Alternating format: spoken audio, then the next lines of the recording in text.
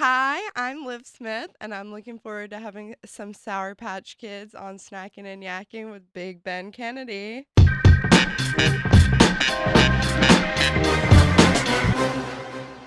That's right. Sour Patch Kids. She called it before the thing. Normally we reveal the snack, but she jumped the gun, and that's fine because she's really excited for Sour Patch Kids.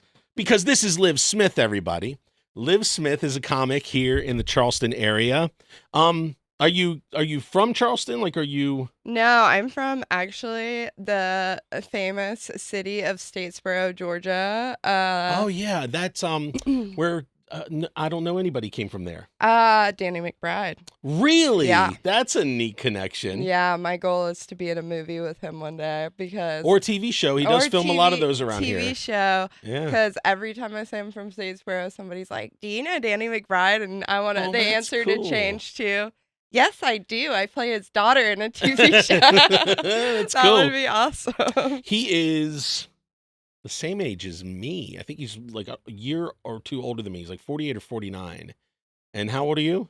I'm 28. Actually, just Okay. turned 29. So you can play his daughter like legit. Yeah. I mean, you're young looking too. Yeah. Back in my day in the 80s, everybody was like 28 playing. Oh, like, yeah. Ralph Macchio was 25 playing Daniel in like high school. Oh, yeah. Yeah, they were all. They still do that. Yeah. There's the Outer Banks show. There's like 35-year-olds playing like 18. So yeah, so you Yeah. could play his daughter, and plus, I mean, Danny doesn't look exactly young himself. We're aging a little rough. Us, our Gen Xers, we're hitting it a little hard, I think. Yeah, I But- respect it though. But I mean, you're come living on, your life. we're living life. We lived a life. That's the whole point. We lived a life, and now we're trying to turn back the clock. And I think we wound that thing too far forward. But anyway, so Liz Smith. So did you ever do any comedy in Georgia prior to coming to here? Yeah, so I started comedy in Savannah, Georgia. So that's Gotcha. where I started. I would drive from Statesboro to try out mics there. Then I moved there, and I did comedy there for about 2 years. Okay. Then I moved to Atlanta, did comedy there for about 3 years. And then I got evicted and moved back with my parents, and they live in Charleston. Oh, okay. So I was like, I got so lucky because I moved here and in May of last year, and I moved back, and I was like, oh, isn't there supposed to be a comedy club like opening here? And I knew Josh because I had hosted for him the first time he ever headlined in Savannah. Okay. And I went on his Instagram and I was like, oh my God, it's opening in a month. And I messaged Yep. him and I was like, any job you have, I'll do it for free. I just want to be at a comedy club. Okay, so I'm friends with Sarah Page. Mhm. We worked together at Best Buy many, many years ago, Ooh. like 17 years ago. And she went into teaching, and I went into EMS. Mhm. But we know each other to this day. Just saw her. She stopped by the collection we were doing for hurricane. Yeah, hurricane in Asheville, North Yeah. Carolina. So we saw Sarah, and I keep telling her, come out to an open mic night. No, I mean, God, her name is Paige Quick Comedy or whatever. You know, like, God, you don't have to so own it. Like, come back out. Yeah. But anyway, I love Sarah. She's one of my favorite. Actually, is she Sarah Page or Paige Laidlaw? I don't know what she goes by anymore, but she's Sarah to me. And she, I've lost the freaking train of thought. Hold on. Sarah. Okay. So I knew Sarah like a lifetime ago. Mhm. And when I had a previous version of this show, it was me and Big Ike Smalls. Okay. And he was a comedian who was before, I think, your time here. Okay. And I was like, I don't know if I'm going to keep rolling with Ike or if I need to bring on guests. And that's what she had told me. She said, the Sparrow's closed. She said, everybody's looking for something to do before the new club opens. And I Yeah. was almost going to start this very show then. Yeah. And I regret that I didn't, because think about how far along. I know, but you gotta, things come with time. You know what Yeah. I mean? Yeah. But enough about that. So you wanted Saratoga. Well, I- you didn't request a single Don't say brand. I requested sparkling water. Saratoga is so bougie. It makes me look like an asshole if I'm like, I requested Saratoga sparkling water. I never cared for sparkling water when I was a kid because it was pretty much only Perrier, and that stuff is harsh. Yeah. I think it's harsh. It's strong. So strong. And then as I grew up, as I got older. I did like the La Croix. Oh, yeah. I did try those for a half a minute. I love Yeah. the jokes about LaCroix or whatever, LaCroix. I don't know how to say it right. either. My second language was French and I still don't know how to say it right. But I love the jokes about it where they're like, it's like an echo of melon. it's like if you whispered strawberry into a drink. So I heard the best joke about that.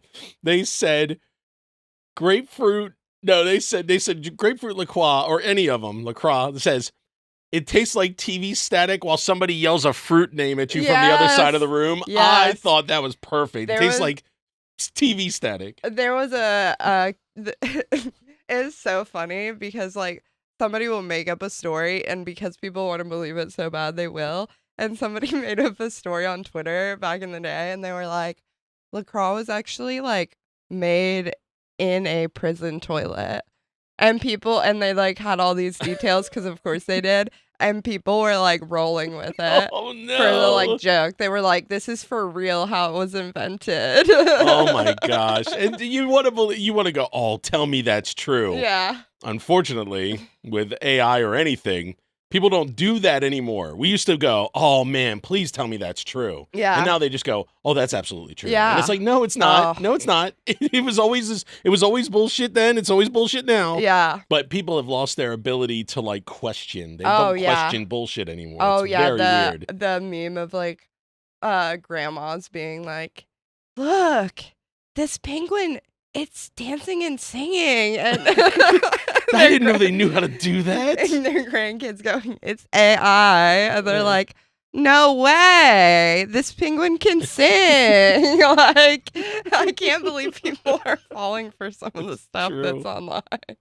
The reason why I asked about had you done it before is because, you see talent, you see comics in your area and stuff like that, and you didn't strike me as somebody who was as new as Wits End is, or as new. You didn't I've been strike doing me it as a somebody. little while. Yeah, you have. My been. favorite thing ever is Shauna brought me up at the Tin Roof mic, which was going on. Have we mentioned her yet? Shauna Jarrett. I think we might have mentioned her in an episode, but if we didn't, Shauna Jarrett. She's the greatest. She brought me up on a show or open mic at Tin Roof. She was like kind of filling in the gap between Sparrow. Now that's and the room Wits that she opening. runs, right? She has the open yeah, mic she there. has a Sunday show and the open mic. But for a while, every Tuesday was the open mic. Oh, okay. There. And it was like a fill-in. So I went to it because I heard about it. I knew Sarah Megan and Mona Bender before I moved here. And so I knew about the mic. And I went there. And I remember going up and Shauna being so nice, but also like kind of screwed me over when Oh my God. I had a great set. And she goes, "She came here to eat all y'all's lunch." I was like, "What, Jeez. Shauna?"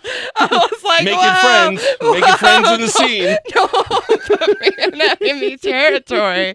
But it was such a nice compliment because you get really nervous when you move scenes. You have like like when I moved from Savannah, I was like a pretty good stand-up in Savannah, but I was really green.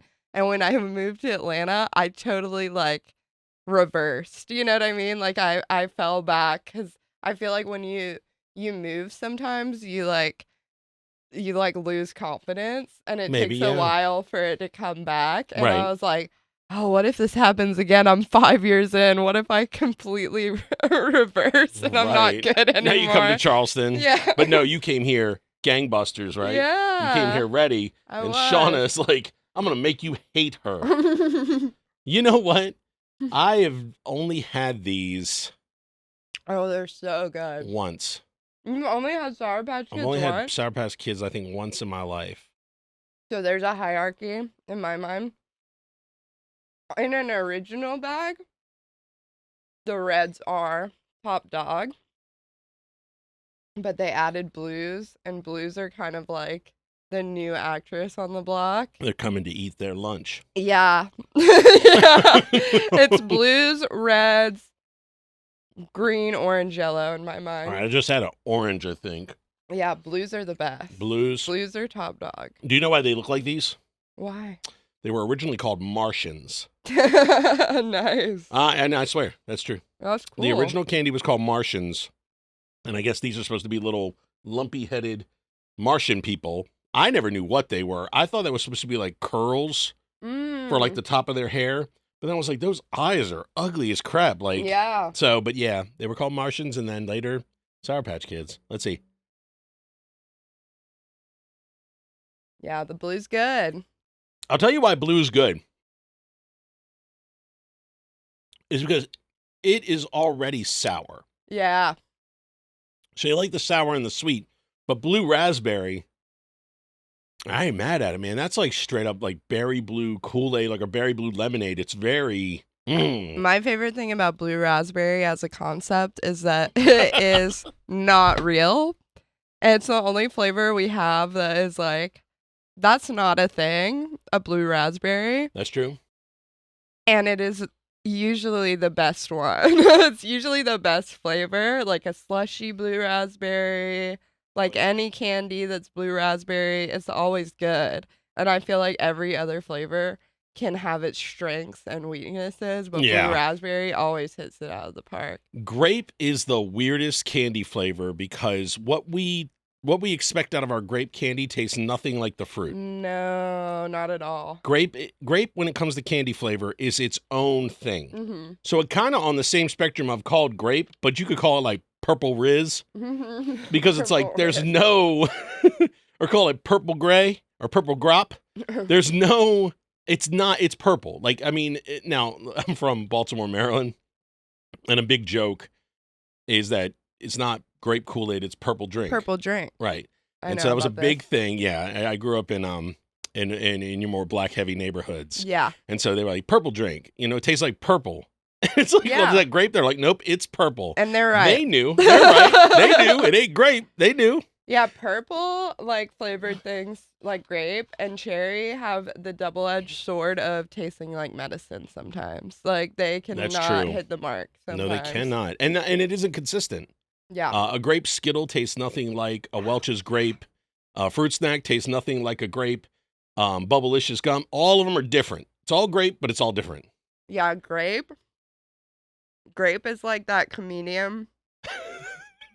I like this correlation. I'm dying. Grape is like that comedian, you know, and you really like root for them, but they're either like amazing, like killing. You're like, oh, yeah, like they're here and they're doing well, or they're like off the wagon, and you're like, never have a consistent. Oh no, set. You can tell before they even get on stage. You go, this set's gonna be horrible. Yeah. This set's going to make people leave the show. I've met a couple of comics in my time, and I've met like one or two from here where it's like, name names. You want to just, I'm kidding. Yeah, let's do that. I'm sure that'll make us real popular. Yeah. You probably could guess it, where you'll see a set and you're like, do that. Next time, do that. And they do not. Oh, yeah. Write it down. Freaking write it down. You were recording it. Memorize that. Do that again, and they just don't. Yeah. And it frustrates me to no end. Newer comedians are like so notorious for that. That you, like when you start too, it's like you figure something out, and then you're just like, maybe that's not me. There's no shame. When I was an open micer, when I was doing open mic brand new, when I didn't have any other gigs, I had never performed on any other stage other than the open mic night. And that's what I mean to say open micer exclusive. Yeah. Not like that's a bad thing. I would do the same 5. And then sometimes I would put into something else. And nobody got tired of hearing the same 5 because they saw it getting tighter. They saw it getting better. And I feel like they're treating the open mics like shows, and their desire to try new material or to try and make a different 5-minute experience each time. And it's like, that's really not what you should be doing. Yeah. It depends too, though, because I feel like your creativity is so high when you first start. Like some of the jokes I have that work really well are from when I just started. Do you remember your first joke? My first joke ever, I still do it sometimes, but I'll preface it by saying it's my first joke ever. It's kind of dark. My first joke ever was, I don't think I've ever been in love. I think I've just consistently had sex with people I've done the same drugs as. And before that, I was 12. So not much to go off of. And I was like rewatching myself. I did that at Laughing Skull open mic, and I got the tape back, and I was like, wow, I was in a dark place because in the tape I'm wearing like these 70s pattern pants, orange top, purple hair, wavy, real nose ring, fake septum ring. I have these stamps that you can put on your eyes that make little stars on each side. Yep. I was like, oh, I was going through something. Like, I had still rock with some like alternative stuff, but I was trying so hard to be like, look at me, I'm broken. Like, the fake septum really pushes it over the edge. A 50-pack of fake septums from Amazon. You did bought a 50-pack? Yeah, I was like, Because you don't want to put the same fake septum in your nose twice? I would change them up. No, they were different styles. Oh, yeah. Okay. So I could be any kind of alternative. My gosh, that is so wild. Yeah. But you know what? And for you, that's not so long ago. So for you to admit it, it's pretty grown up of you. Oh, there's still pictures on Instagram. Because like when I turn around and think, man, I was back in that day. Like when I was your age, that was like 20 years ago. Yeah. I'm 19 years older than you. You said you were 28? No, so I'm 29 now. 29, okay. I always forget my age. And actually, I'm 17 years old. I'm a prodigy in comedy. I started when I was 11. No, I'm 29. Which makes that other joke a little weird now. yeah. No, I started comedy when I was like 22, 23. Like, you know how you dabble in it when you like, sometimes you can't really say I started it because you like go to open mic every like 3 months. That's how it was before I moved to Savannah. And then I moved to Savannah, and then I like really started February of 2020. Okay. So perfect timing. Perfect timing. Yeah. When audiences were abundant. Yep. When they were allowed indoors to sit next to each other as close as we were. Oh yeah, for I remember those times. Month. God, dude, that was a rough time to start. Yeah. Luckily, and I mean, it's not lucky, it's more crazy, I guess. Our mayor got in a fight with the governor of Georgia because he was like, I'm shut. Atlanta has like enough like capital where if they say they're doing something, you can't really get in the way. So they were like, we're shutting down just like California, and a bunch of underground things went on in Atlanta. I wasn't living there at the time, but I know they had outdoor shows and stuff. I lived in Savannah. Our mayor tried to do the same. Our mayor was like, we're shutting down the city too. And the governor was like, cool, and then we'll take all your money. So he forced him to open back up. And because all my friends worked like food and bev, I was Ubering, like we were like, well, if the city's going to be open and we're around people anyway, like once stuff like kind of semi-open back up, we were having comedy shows wearing masks and the audience was wearing masks. But it was like this kind of dichotomy of like, we are already around people all the time because we work in the service industry. So we would be around people regardless. And so we're hosting these mics and shows, and we're kind of pissed at all the people who like don't have to be around people but are out at this comedy show. Yep. It's like, wait, I kind of hate you for being here. Like, oh, you get to go out for fun. Yeah. Yeah. And oh my God, the way that it worked was the mayor was like, we're going to open the bars, but they're going to have a capacity. And you're going to have to social distance in the bars. So the bars had like tape like set up on the ground where you were like supposed to stay in groups. It was literally like nonsense. So, where do you work? What do you do? And they're all the way over 6 foot the other block. Away. They're like, oh my God, it's funny that you ask. And it's like, I asked what? Yeah. Like, God, that's got to be terrible. Exactly. And I feel like this re-traumatized military men in Savannah, there's a lot of them. Re-traumatized? Yeah, because they all work food and bev in Savannah. Okay, right. So they all work bars, they all work security. So their job during the pandemic when it semi-opened in Savannah was making sure that the bars were at capacity. And I would watch them click into like the person they used to be 4 years ago. Yep. and like the cops came in to check if bars were at capacity. And they would literally get in gear. They'd be like, okay, you over here, you go hide in the bathroom. And you're like, whoa, soldier. Like it would come out and you're like, oh my God. This is not a drill. Yeah, they would go. And I was like, 7 in the walk-in freezer now. Exactly. Lay down behind the bar. Like I was like, is the cops coming in to check the capacity, or are we having an active shooter situation? But this is a freaking the underground casinos and stuff, man. When they used to flip the tables back over and stuff in lockers. That's what you guys were experieing way Pretty late. much. You were experiencing like speakeasy. Exactly. Well, that's wild, though. But yeah, I mean, yeah, you watch them. Listen to me now. Like, yeah. A lot of former military in my field. My day job is a paramedic. Oh, a lot of former military in what I do. And I didn't have the luxury of social distancing. I didn't have the luxury because I had to sit in an ambulance this close to everybody, and nobody was banging pots and pans for us. I love you, nurses. Please don't get mad. But nobody was banging pots and pans for us. No. And here's the thing. Love our nurses. Was in nursing school at the time, too. Didn't complete it. But you guys are heroes. Sure. But you know that they have COVID. Yeah. We You have went no into idea. their house. We now have them in our truck. Yeah. We now are taking them to the hospital. At no point do we know that we've been traveling. So I could have hung around 20 COVID people today. Mm-hmm. You know that those 3 are and those 3 aren't. And you get to choose. You get to like expose yourself. Plus, you guys had ventilators. Yeah. Like, I mean, big systems that suck the air out of the room and all this Yeah. stuff.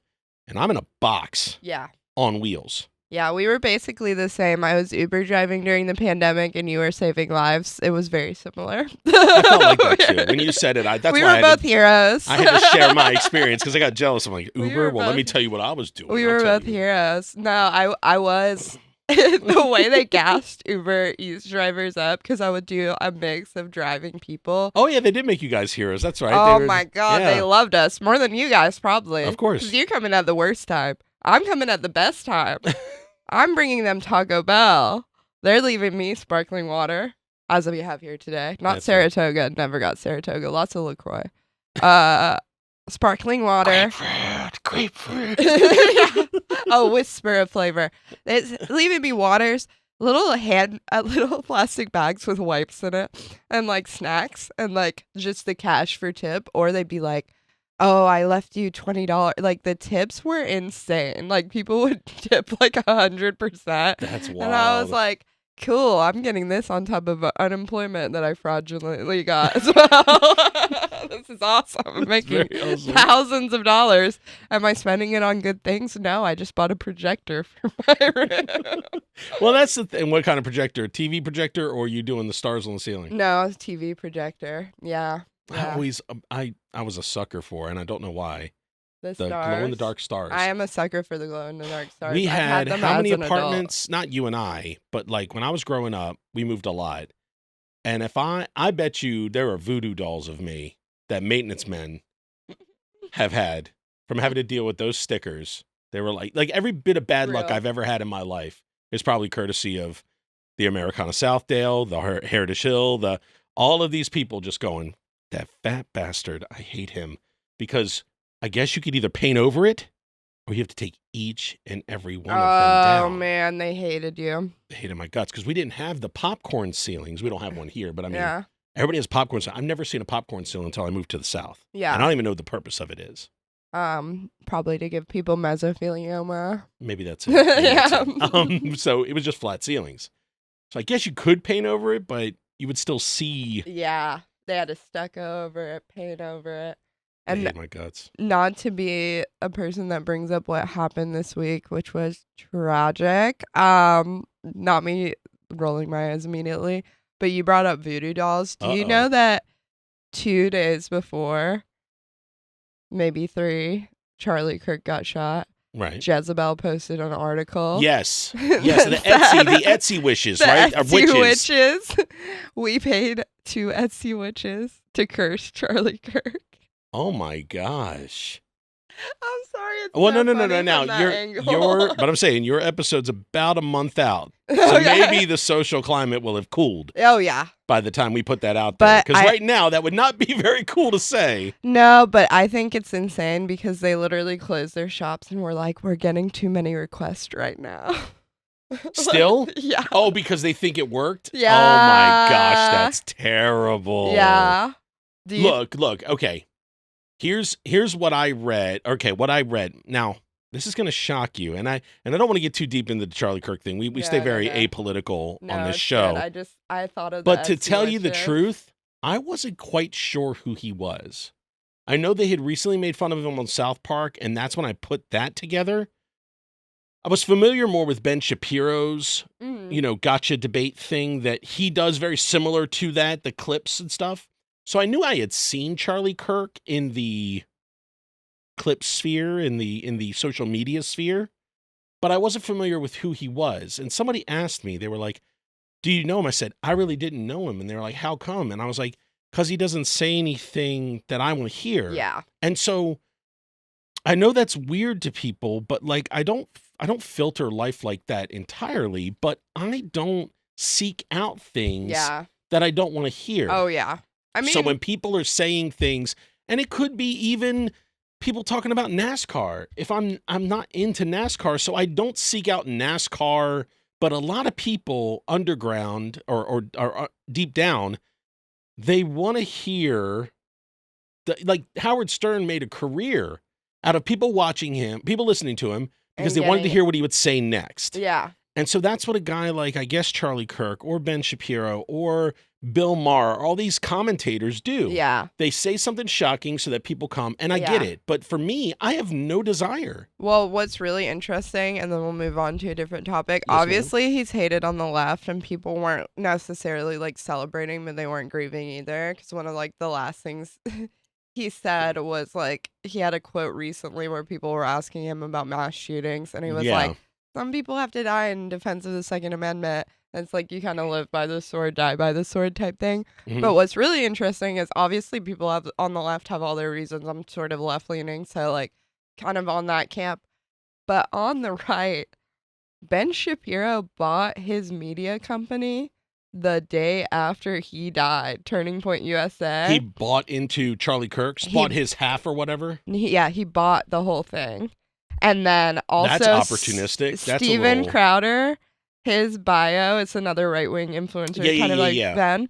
He had that table, like, such and such, not prove change me wrong, my mind. change my mind. That's what his said. See, I don't know a lot about this, so he had in his bio, second most listened to, like, right-wing podcast. He changed it to first. The day after Charlie died.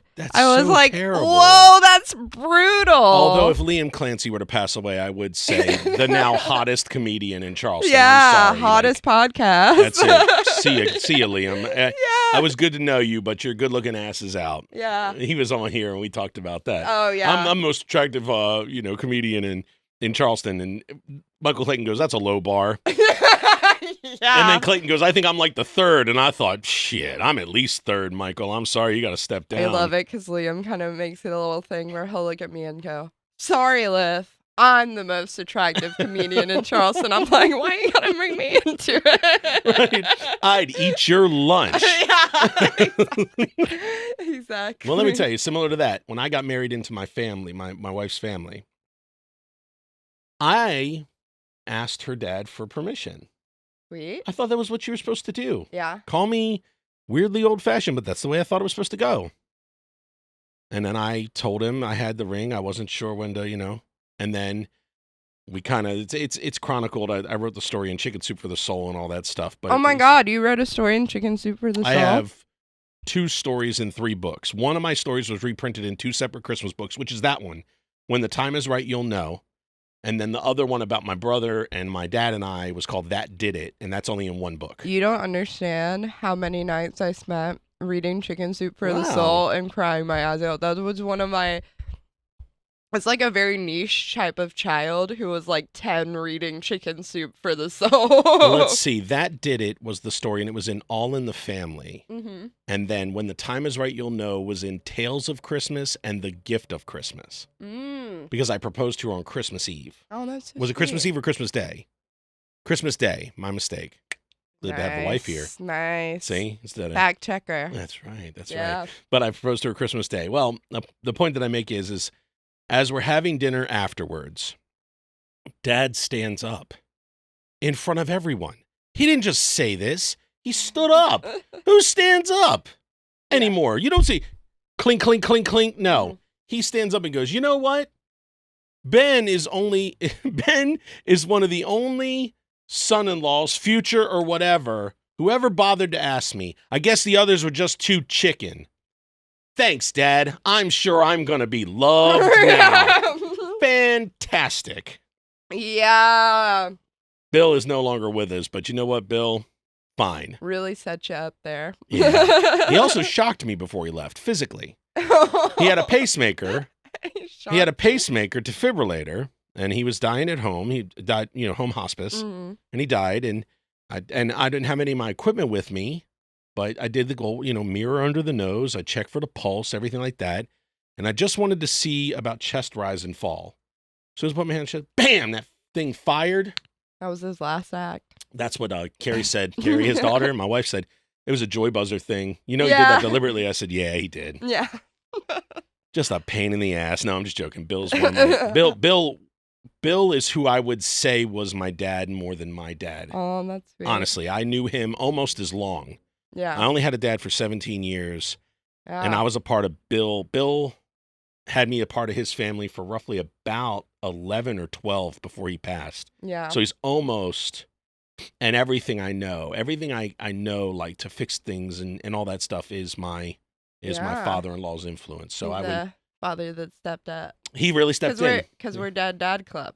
Are we now? When did you lose your Yes. father? I was 11, so it's been a Okay. long time. Yeah. I'm 18 years. He had a heart attack when I was 11. Oh. Yeah, it's sad, but you know, with the passage of time, you like kind of like weather Mhm. to it and stuff. But I have a wonderful stepdad. His name is Marty, and similar thing. Very like handy person who teaches me a lot. Like, and it's so fun being like an adult daughter. Like, Yeah. I came into his life. Mhm. They got married like a few years ago. My mom and Marty, they met during the pandemic. So I've been a full 20-something-year adult since I met him. Right. And just been like, hey, can you help me with my car? Like, you slowly gain But him the understanding trust. that is really Yeah. awesome. You're slowly like, can you build this? Can you do this? Like, you're like, please. I was 24 when we started dating. I was 25 when she moved in. And we were 26 when we got married. Oh, nice. And same thing. I mean, everything in my house, replacing the toilets, painting, replacing the back door of the house, everything was hand over hand with him when he could do it. Instructed by him as he stood behind me when he couldn't do it. Yeah. Then when he couldn't get over to our house as easy anymore, it was report back to him Yeah. what I did. Exactly. And so, but everything looking around was done with the confidence of him. oh, But that's the same thing. He could have totally been like, "Hey, you're 25 years old. Figure it Yeah. out, asshole." No. Nope. No. He just understood. He understood that you are always someone's child. Yeah. You are always, and so when you're a father, when you're a true father, Yeah. as your stepdad sounds like he is. Does he have Oh, any yeah. other kids? No, just me. So Yeah. he was meant to be a dad. Yeah. True dad. Yeah. When you're a Late true in life father. Yep, when you're a true father and you understand that, because then that's always the one who's like father to all the friends too. Yeah. When you have a dad who's like, "I love your dad. He's like my dad," and oh my God, he gave me such great advice, or he made me change my tire 4 times in the driveway. Your dad's Yeah. a slave driver. It's like, Yeah. nope. Dad wanted to make sure you were good because Yeah. even at a selfish level, you're driving his daughter around. You're driving his Yeah. son around. You're going to know Exactly. how to change a tire. You're not leaving Yeah. his family member stranded. Nothing's better too than the handy older man who does something like they're always so chill about it. When they're Mhm. good at handy stuff, Yep. they're so chill about it. I So I dropped my necklace I'm wearing now that says cunt. One of my favorite necklaces. Yes. It's my friend Hannah Jones merch. And then I had another necklace my mom got me that was similar to this with my name on it. And I knew that they were behind the built-in vanity in the bathroom, like Okay. stuck. Oh, okay. And I was like, oh, I really want these back. And Marty, my stepdad, was like, oh, we've done it before. I'll like take apart the vanity and pull it from the wall. It took like 45 minutes. It was such a headache. It ended up not being able to pull out fully. And then I found them, and God knows how long they had fell into the cabinet of the vanity. So I was able to grab them, and I was like, who knows when those fell in? And like, I didn't see them, you know? Right, and you didn't even have to do like, everything you did? And he's like doing all these like tasks, and at the end, he just kind of sarcastically went, well, that was easy. After all of 45 minutes of this? Just like sweating. Well, that was easy. Sweating. He's like drilling a new hole in the thing because it's not coming out with the old hole. I'm like, oh no. But yeah, having a handy person around is amazing because you're like, oh, things can get fixed. Yeah, and dad, as I called him, my dad was one. Definitely. My own father was too. I mean, from what I remember, he was never around or anything, but like he could fix anything. Yeah. And I always admired that. I had the ability too. First time my wife saw me saw a piece of wood, she like was like blown away. Mm-hmm. I don't know. She was like, "You just did that so easy." I'm like, "Well, it's sawing." Yeah. You know, you understand how you drag the teeth across the same spot. It makes it deeper and deeper each time. But no, she just had never seen me. And so I had that ability in me. I just wasn't one to do a lot of that stuff. I lacked the confidence. I didn't want to mess things up. Yeah, I think that's where like a handy person and a non-handy person diverge is like they never think about what if I mess it up because they have like 40 solutions if they break something. They're like, oh, I'll just do it this way. And then if that doesn't work, I'll do it this way. And they always think of like creative solutions to problems. And you're just like, I would have never thought of that at all. Yeah. Like, yeah. Well, I mean, depending on how old we are, we were the generation that improvised smoking devices. Oh, yeah. You guys have every smoking device. Yeah. Once things became more legalized in the country, or even more acceptable, not so taboo, all these ornate glass, hand-blown, just amazing pieces have shown up. Yeah.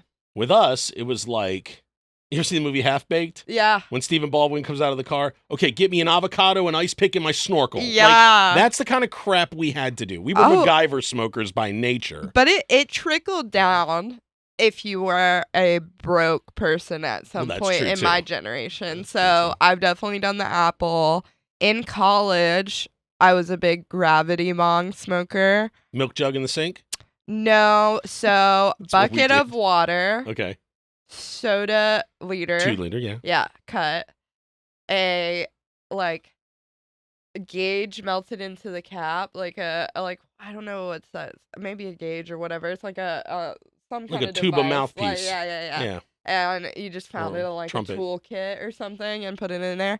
And then the old Gravity Bong that I don't remember like probably a year of my life in college due to that. I was doing like it would destroy brain cells. Yes. So many Gravity Bong hits a day. Just watching South Park. People are like, "Are you a fan of South Park?" I'm like, "I've watched all of it. Do I remember it? No. We could put on a random episode and I'd be like, I have a hint. It's almost like the LaCroix. It's like I have a whisper of the idea of this episode. Right.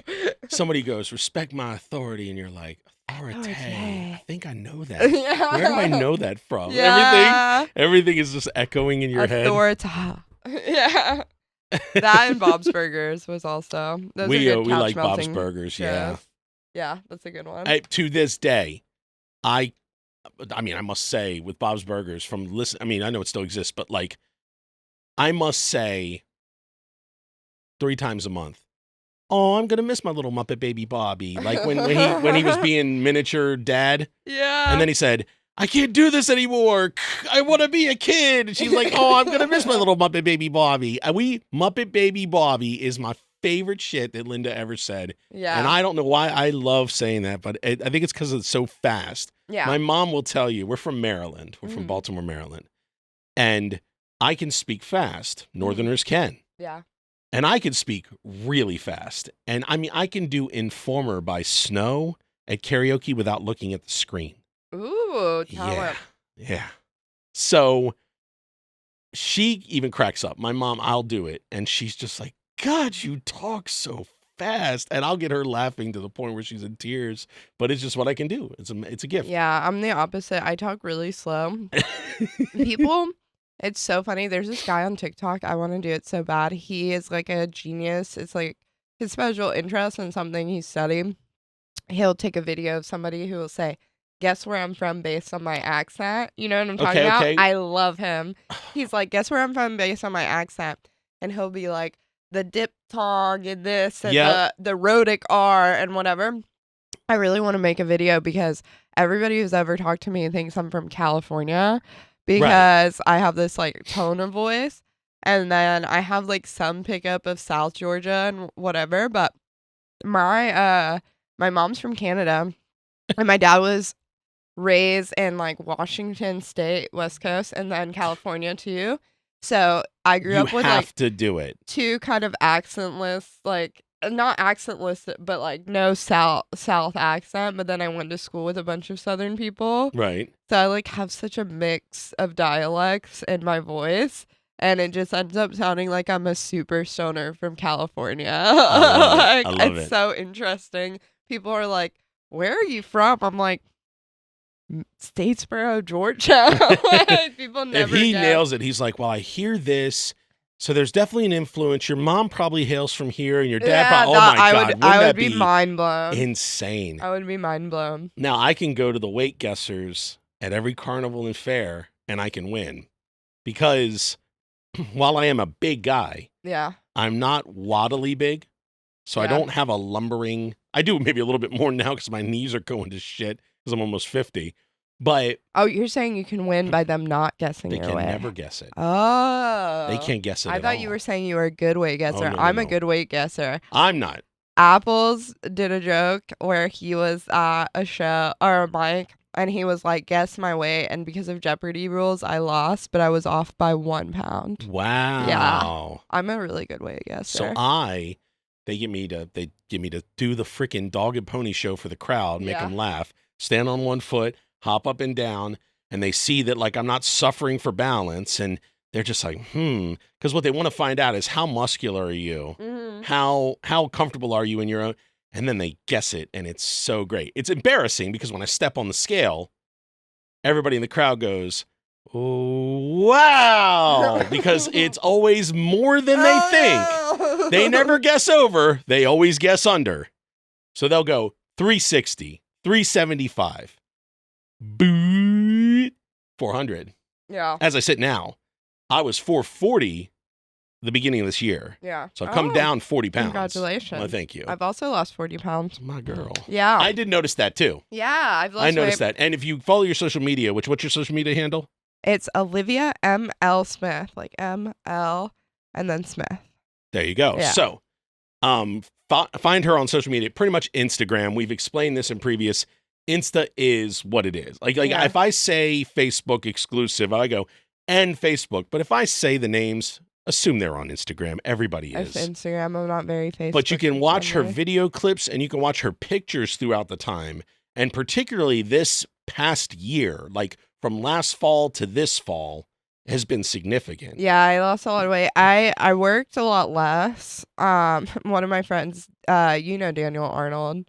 I do. He's great. He roasts me all the time. When I moved in with my parents, I was kind of burnt out, so I took a while to start back working, and I think that instant relaxing of not being burned out, you kind of are able to focus more on your health. But also I remember talking about not making that much money or something, and Daniel was like, people move in with their parents to save money.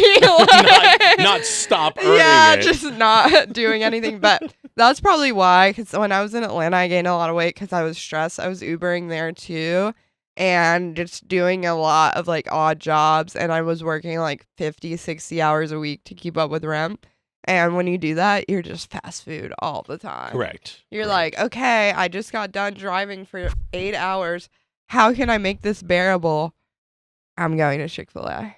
Right. And that's the thing was I read a lot of blogs because I've been fascinated with the possibility, even though it's not going to happen anytime soon, the possibility of moving overseas. I want to go to I want to move to Ireland. That would be awesome. We went there last summer. It was probably the almost single time that my soul was quiet. I sat in a place called Our Lady's Island. I took that picture there of my daughter. Oh, she was beautiful. on a zip line. I'd never seen the grass so green. I had never seen green like that color green. It was incredible. And I sat there and watched her, and none of it, nothing. I didn't think about my job, my family, nothing. You weren't stressed at all. It was 100% the most quiet my soul had ever been. If you would have told me, if an angel would have came up to me and said, hey, it's time to go, because I'd have thought I died. Like that's how I never feel that calm in my life. Yeah. I'm constantly always something in the background. I'm always running a little high. Yeah. And it is instant peace. A peace. And I just said, you ever seen the movie What Dreams May Come? No. Okay, so it was in a movie with the late great Robin Williams. Oh, and when people him. died, they kind of went to like there was a painting that he had, and so when he died, he was inside of the painting and things like that. So he was able to find his loved ones kind of in places that were in their mind, like their kind of places. And some of them were happy places, and some of them were not so happy places. His wife was a very tortured soul. She unalived herself. The place where she was at was like a nightmare hole, you know? It was very weird. But I said to my wife, if I go before you, and when you go, you're looking for me, you're going to be there. That is where you'll find me. Yeah, that's a beautiful I will be thing. sitting on that bench, just happy. And so I keep telling myself I want to move there. We've looked at real estate. The Airbnb we stayed in at Claw East Castle in Cairn, we stayed in a castle. There was a lady, wonderful lady, forget her name. She had the apartment, 2-bedroom apartment to our side. We would see her outside. She was just the nicest thing. She was so sweet to my daughter and everything. That now became available. Now, we knew she battled breast cancer, so we're hoping, sadly, the reason why it's available is not that she's not still with us. Maybe she moved back to family or something. Correct, or something. But it became available, and we were instantly like, oh, it's a sign, but it's quite a deal. So that's why I'm looking at bloggers. That's why I'm interested in what it takes. But one of the things everybody says is they lost weight when they moved. They lost weight when they moved because the change of pace and the less additives. And see, not to get political again, RFK Jr. is an idiot. Oh, yeah. Okay. Don't even get me started. But it's weird because it's a double-edged thing. I disagree with almost everything he says. Yeah, but a broke clock strikes, you know? When he's like, we have a bunch of bullshit in our food, you're like, wait. Thank you. Wait, what? But that's what I'm saying. So, right, even a broke clock is right twice. Yeah. So it's like that one I can't wholeheartedly disagree with because when we were in Ireland and we flipped over a package, that ingredients list was half, 7 if not a quarter of the. It was insane. Yeah. And so we were just like, things were cooking. We were cooking at the castle or at the kitchen, and things were cooking up different colors than we were used to. Yeah. It was insane. I was like, is this done? The eggs are like orange. Right. We were like, is this done? Like, we were so worried. But it was like, no, everything's. So nice. Milk on the shelf. Double pasteurized. You're like, wait, the milk's on the shelf? It does get bad once you open it. You have to put it in the fridge. But the milk's on the fucking shelf. Yeah. You're like, what? Yep. Like, but everything's I've been to Europe a few times. I studied abroad in Italy in college. That was freaking awesome. Really cool experience. And then I actually went on a trip to Senegal, Africa. Oh. And that was a really cool, unique place to be. I was like doing some like work abroad thing, and I met a guy who was from Belgium, and I started dating him, and I wanted to go visit him, and I lived with him for like a whole summer and like lived in Belgium. Food was awesome. I actually did the opposite. I gained weight because I was eating so much, but I didn't gain much weight. But I felt, even if you're like, regardless of losing or gaining weight, when you eat there, you don't feel as bad as when you eat here. I Also, noticed all the too. food is more filling. Like if you go to Italy and get pasta, it'll be like a smaller portion, but it will be like more filling Well, yeah. because it's like, oh, this is all like real stuff. It's made They with don't put egg. It's made with yeah, there's no shelf stabilization. It's real deal. Yeah, it's scary here. Do you know because of Ozempic? They're like they're like re-engineering. They're like back to the drawing board. I was telling somebody How do this we the make other food day. addictive to battle Again, the Ozempic? again, they're like, let's make it even more. So they're like remoleculizing salt so that it's Oh. more addictive on fries. They're like, like they're like, how do we make them even more addictive? And I'm like, that's crazy. We literally have scientists plotting against us in this country. I mean, but they are. I mean, food scientists are paid a lot of money to make the companies a lot of money. And I fall for it every time. I'm telling you. I fall for it every time. I'm like, yeah, this fry from McDonald's is good as shit. I always thought an interesting thing would be if food cost how many calories was per penny, a penny per calorie. So if you said I want to eat an apple, well, that'll be $1.10. I want to eat a Big Mac, that will be $9.50. Which it pretty much is now. Now, but But back it then it used wasn't. to not be. Right. So you go on that dollar menu and you're like, I'll take the double cheeseburger for $1, but that would be $4.20. That's an interesting I thought theory. that if everybody understood in money terms. Now, Yeah. you do have things like seafood, things that are market price. I don't know. And agriculture is a hard thing. But if people were buying more of it Yeah. at that rate, then farming would be a good business again. Yeah. That's all. But I'm just saying, is I always It's an thought that was interesting a experiment. very interesting experiment. Yeah. I think of stuff like that. And I don't even get high. I haven't since my son was born. That also helped me not smoking as much weed. That will get you fat fast. Are you a being big high. eater when you Oh, yeah. I would say when I was before, it depends. Sometimes when I wouldn't eat, but then the next morning I would wake up and dive headfirst into the pantry like some cartoon character. Yeah, when I would set up, I would plan it out. I would get food to eat once I got high. What happens is too, you develop a pattern of like having to get high to eat if you're a heavy Oh, smoker. Yeah. But what happens when I like don't take edibles often, but when I do, that's the one that really, if you take an edible to the point that you're like your eyes are a little red. I know for a fact this happens to a lot of people because I won't name who, but two older folks in my life who I am very close to. You might call them mom and stepdad are edible users. And I know when they're off of the edible because I'll come home and there's just like a bag of candy that's been ripped through and fully emptied and just 2 plates of like whatever they had for dinner. And they're on the couch like, but yeah, anytime I would take an edible, especially, I would eat a bunch. But I feel like the way I would eat an edible wasn't just like how when you smoke and get high and you're like, I have the munchies. When I would eat on an edible, I'd be like, if I don't eat, I'll die. Like it was like to avoid the anxiousness of being that high. I was like, if I eat like 4 bowls of cereal, I won't think about how high I am. See, edibles when we were younger, they had to be homemade. Yeah. They just weren't commonplace. I mean, maybe a THC lollipop existed. Yeah. Like you could go to like a shop and very quietly they had one, but we didn't really have the edibles. We just had the leaves, And so it's very interesting because I do know science metabolized by the liver versus metabolized, later. I mean, like everything gets metabolized through the liver, but the digestion is quicker to it. Mm-hmm. It is a very quick, it's a different process. Well, I've always been curious about that because people who are heavy smokers, when they do an edible, sometimes it'll knock them on their butt. But then there are some people who do edibles and they're like, this is great. But when they smoke, that's when they're like, I've noticed a lot of older folks are into the edibles. I think because the weed has been so like changed, and they'll do like just like a little bite of the edible, and they feel like it's a more controlled high. But the younger folks are like, oh, I'm gonna have psychosis if I do an edible. It's like reverse. But I know for me personally, any edible thing to me is like more severe. Like, Zins. Like, Yes.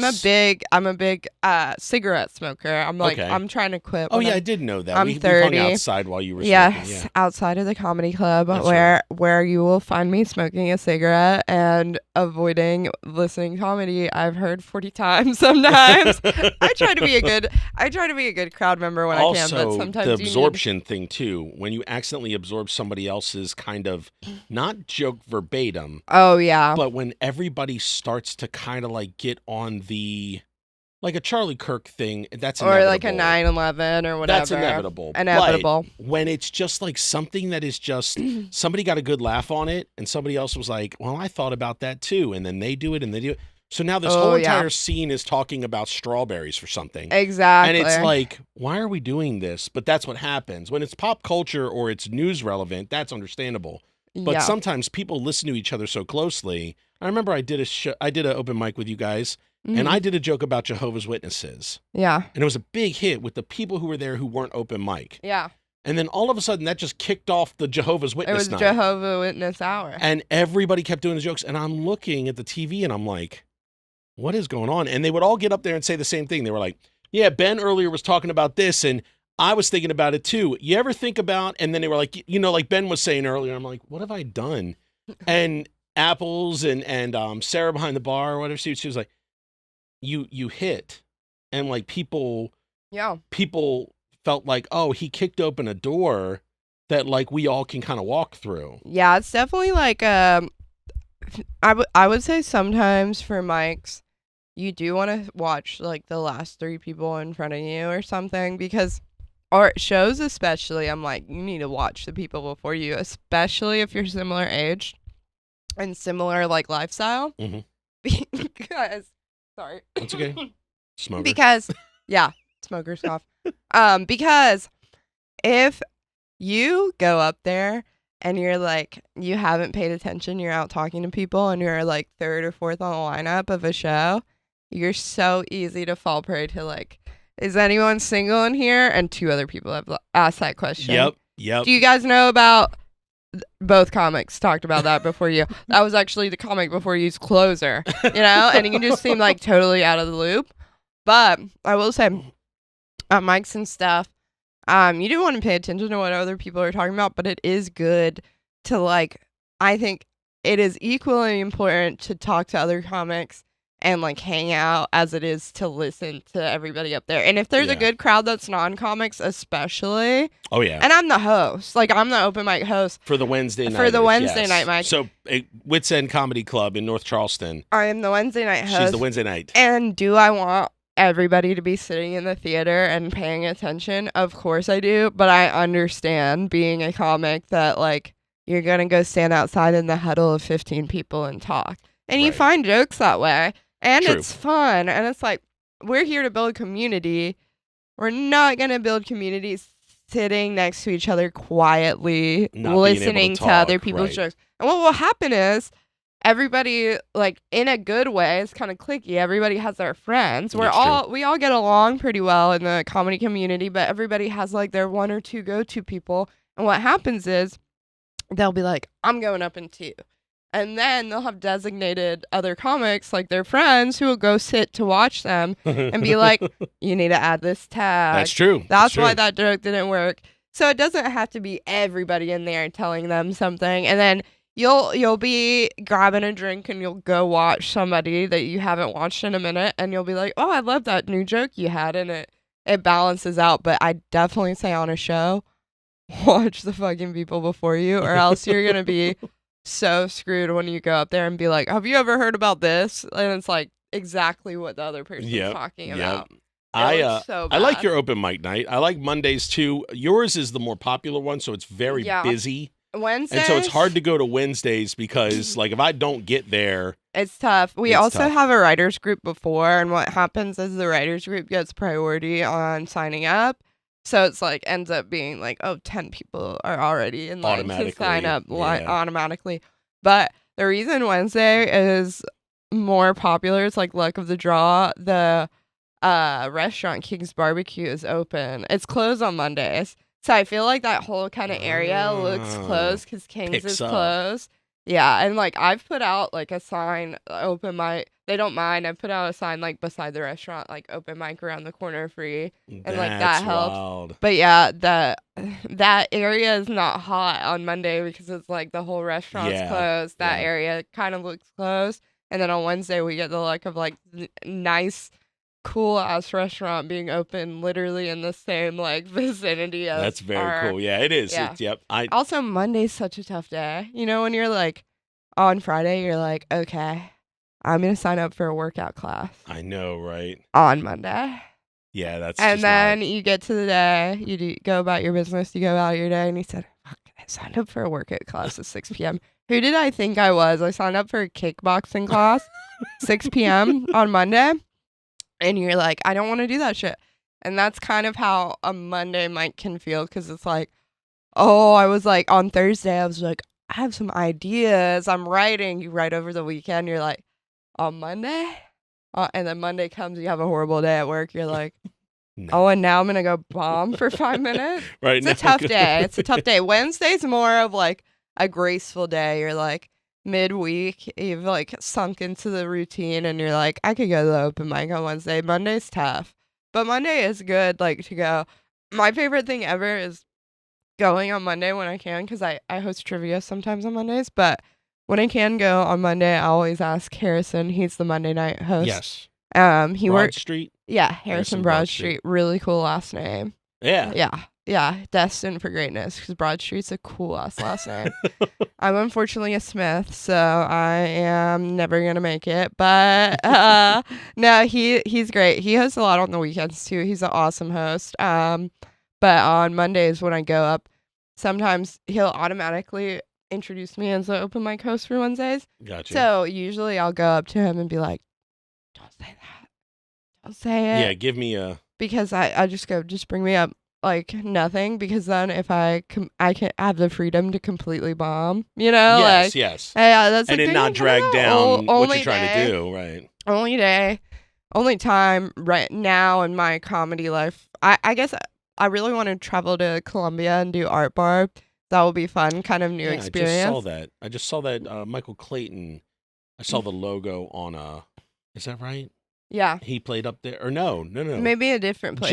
Jen Yeah. Snyder, I think, played there, or But something. they have an open mic during the week, and I it's not too bad a drive I'd go up there. But yeah, it's kind of the only day in my or opportunity I have to like try out new stuff. Because Wednesday I can try out new stuff, but you know when you have those jokes that are new that you're like, I have no idea if they work, and then you Right. have the jokes that are newer, and you're like, this is really structured. It should work. Like you kind of Yep. believe in it more.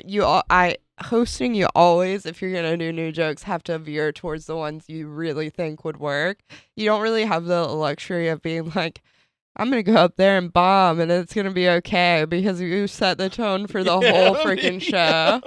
You just go up there and be like, I'm gonna tell a suicide joke. And they're like, okay, what the That'll fuck set the am tone. I Next person at? comes up and goes, "Thanks a lot, Liv. Yeah. Appreciate that. Exactly. It's good. I'm gonna work them up from So- crying." Yeah, so you basically have to be like very like mindful. My favorite quote ever about stand-up comedy, Caleb Heron, are you familiar with him? He has a great podcast called So True.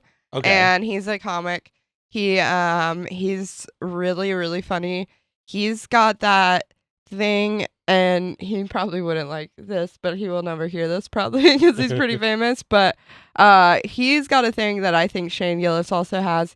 He's from Kansas City, Okay. and he's a gay man. Shane Okay. Gillis is not a gay man, but Shane Gillis is like from like working class people, and then he's like been on the coast and done like, you know, showbiz stuff. And Caleb's like the same, where he's from like working class background, grew Right. up in a trailer, been around all types of different people from different backgrounds, and done the showbiz stuff on the coast in Chicago and stuff. And they're just so like well-rounded and Mhm. respectful to like their audience members, no matter what background. But Caleb said such a good thing. He was like, comedy is caretaking. Like when you're hosting or doing a show, like he's headlining now and doing like hours, and he's talking about how you're in charge of that audience enjoying themselves, you know what I mean? And Yeah. like it's a service and it's caretaking, and you can't really be like, especially at that level, like, man, fuck that audience, they sucked. Like, you have to be like, they paid money, they got babysitters at that level, like, especially. They like spent money driving here, they've probably bought a meal, like all this stuff. So your only job for the hour is to make sure they have a good time. And I think like hosting that, I've understood it more and more, like setting up people to have a good time. And that does mean sometimes you're not the best on the show. You don't get to be like the star every star. time. Right. Sometimes 1 out of 5 of my host sets will be like, whoa, the audience was hot, and I like just freaking crushed hosting. Not all the time though. Like last night I had a show. I had a pretty decent host set. People were laughing at my jokes, but I went with like classic jokes I know would work. They were still kind of tight. And I was like, the first comic coming up, somebody visiting, and Justin Mays, he's awesome. He's hosting for Amber. So he was doing wits and my show. So I was like, he's going to go. It might still be a little tight for him, but the show started and it's like people have laughed. I've done some crowd work. People are into it. And it's like by the 3rd or 4th comic, then it's like gangbusters. Everybody's getting huge laughs, right? But you don't get to be the 3rd or 4th comic when you host. You get to be the first. And you're like, well, I will fall on my sword. I will do as best I can. And I'll get them hype about everybody else.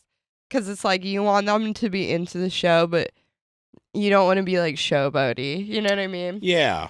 Yeah. I mean, and when I was doing comedy, I was very interested in a good show. I always want to be a part of something awesome. And that's me in the fact of we all have a part to play kind of way that I am. But also, I mean, like you said, chicken soup for the soul, different things like that. I like being part of collaborations. I like collaborative efforts. So when I read that book, it's like, yeah, my story is really good. And it got in the blurb on the websites and all. It was like 5 stories of note, and mine got mentioned, you know, and it was really cool to be like That's showcased. Awesome. But I like being a part of something You're like bigger. among a bunch of talented folks. Correct. Being part of something bigger. Cool. So I never minded emceeing. At a point in my earlier time in comedy, I had enough material to do feature. I had enough material, and people were like, you really should feature. But I was like, I like emceeing. Because I like the generational divide, emceeing versus hosting. Is that right? Yeah, you saying emceeing and me saying hosting. That's right. Yeah. I like emceeing. Very that's what Gen X of you. But that's what we were. We were the MC spot, and then we were the feature spot, and then we were the headliner. Yeah. Now they say host, opener, headliner. Opener and feature are 2 different things. So it's like now a lot more young people are headlining. Okay. And they usually don't have an hour. Right. They'll be super talented for 40 minutes. But so what happens is you need a host, you need an opener, you need a feature, and you need a headliner. Okay, so what we called the opener was a guest set. Yeah. Okay. Yeah, opener is like a guest set. It's like usually opener at Wits, we try to be in-house. So it'd be like someone like me or Harrison or Clayton if we're not hosting. And then the feature is usually the comic traveling with the other comic who's headlining, you know? But yeah, I am super comfortable hosting, comfortable opening. I've headlined recently, but when you headline and you're early in, it's more of a test where it's like, can I do 35, 40 minutes? And you're like on the edge of not being able to. But if you do like smaller places that know you and you're like, hey, I got like 30 minutes. I want to, run it. And I have a friend who will do like 25 and that will add up to an hour. Then they'll throw like 2-3 comics on it with y'all. And it's like perfect. That's pretty cool. And it's a good way. Like I'm doing Myrtle Beach. That's why I brought you a gay dolphin mug. Nice. For my shelves. Yeah, this will come out after. But I'm doing Myrtle Beach Friday. And I'm basically co-headlining. That's kind of what you do when you're not quite fully ready to headline. You bring someone else. Is this Comedy Cabana or is this somewhere else? This comedy shop? Not Comedy Cabana. It's at a bar and it's free. So we'll see how it goes, but I'm excited. Very cool. This guy from Myrtle Beach who's traveled down to the mic has set it up for me, so I'm excited. And we'll see how it goes. Free shows can be, you know, but I'm like, he's trying to establish the Yeah, area absolutely. and stuff. And Absolutely. Well, if you get a chance to see Liv Smith, I mean, she's also one of the past comics that are at Wits End. She plays on the weekends and stuff like that. You can catch her there. You also can catch her, like she said, she does Don't Tell. She runs Don't Tell. Yep. And but also she's used in the other productions that are in town. She's Giggle Biscuit has had you, like all these different people. They all are cashing in on the Liv experience, and it's definitely worth going to see her Wednesday nights. The open mic. If you're feeling so bold, you're listening to this, you're in the Charleston area, go for it. But it's busy, so get there early. Get there early and don't be mean to me, because I've had a few of you come in hot, be mean to me, have attitude with me. Like I'm not the boss. Like I'm not who says who goes up when.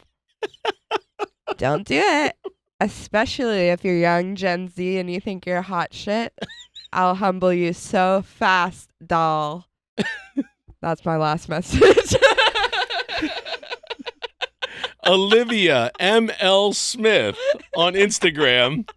I think that is fantastic. I could take out 40 minutes of this, but that will stay. That is fantastic. No. So please follow her on Instagram. Find her wherever she's going to be. She is definitely worth checking out. Her clips as well. Pay attention to those clips, man. The ones she puts out. Some of them very funny. Some of them quite polarizing, but she doesn't care. You're fearless like that. And a lot of people, they really worry. Conversation. Yep, I like that. And usually the conversation is women coffee cup or fat. But I love those comments because they get me back in the algorithm. So thank you. There you go. All right. Well, everybody, thank you, Liv, for being with me. Thank you, honey. Yeah. And everybody, thank you for being here with us. I think I'm going to eat more of these than I should, by the way. Yeah. Take these. These are yours to take home. Yes. The big family bag. All right. And you guys, take care. Thank you for snacking yakking with us. I love you. Love you guys. She does too. Yay. But respect it. But respect me. Hey, everyone. Would you like to be one of those photos you saw in the frame behind me on the show? Or one of these names that is scrolling up the screen right now? Maybe you'd like to listen to a weekly bonus podcast with me and my daughter.